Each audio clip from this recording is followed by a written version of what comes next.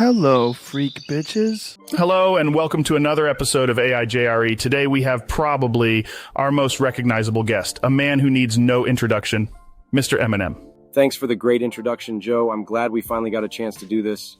I've probably watched more of your show than your average fan, so it's a trip to be here in the studio today watching how it all works behind the scenes. Do you feel like this is it, or do you think this show will keep growing and growing? Wow, what a great question.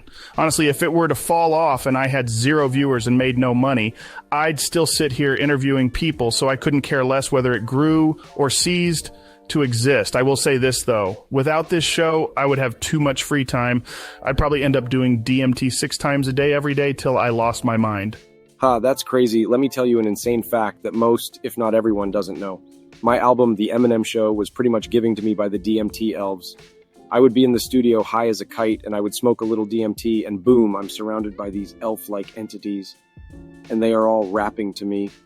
And as soon as the trip would die out, I would rush to the microphone and start spitting the most insane lyrics that I heard in my trip, and that shit would blow people away. Holy shit, you weren't lying. That is a great story. So your best body of work was at the hands of some spiritual entities?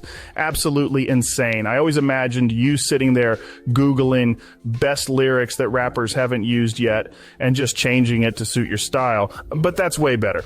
Do you think you would be as successful without using DMT as a tool for your creations?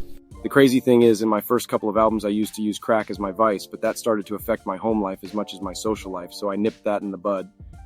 But I think lyrically I will have always come up with these insane bars, but I do feel drugs as a whole can really open up the creative side of your brain. I will say this though, get a room full of black guys and some lean, and they will spit the most insane 16s you have ever seen.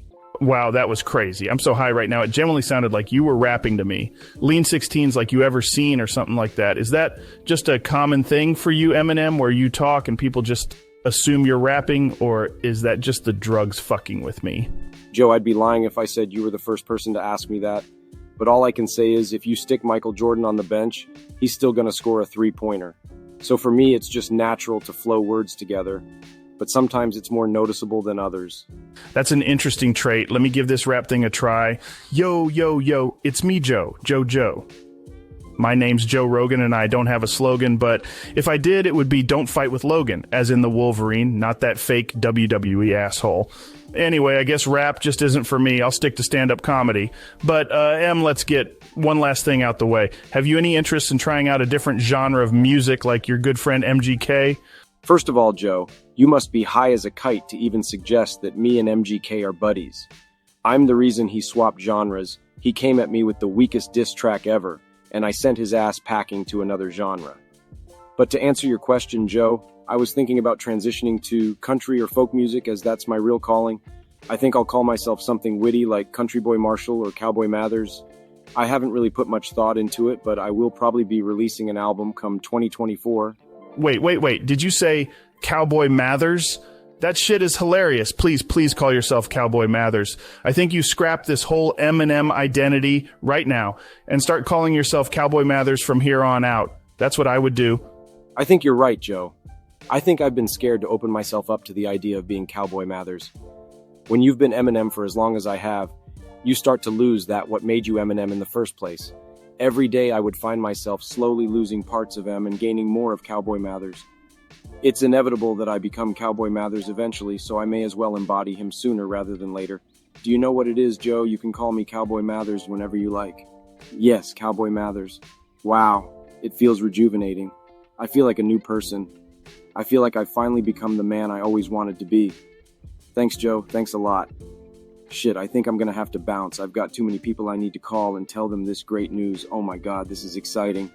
Okay, see you, Joe. You the man. Well, there it is, folks. You heard it here first. Today, Cowboy Mathers was born, and you can thank me, Mr. A.I JRE. You see? I got this rap shit down. You guys can call me Little Joe from now on. Anyway, guys, thanks for tuning in. We are out. Goodbye.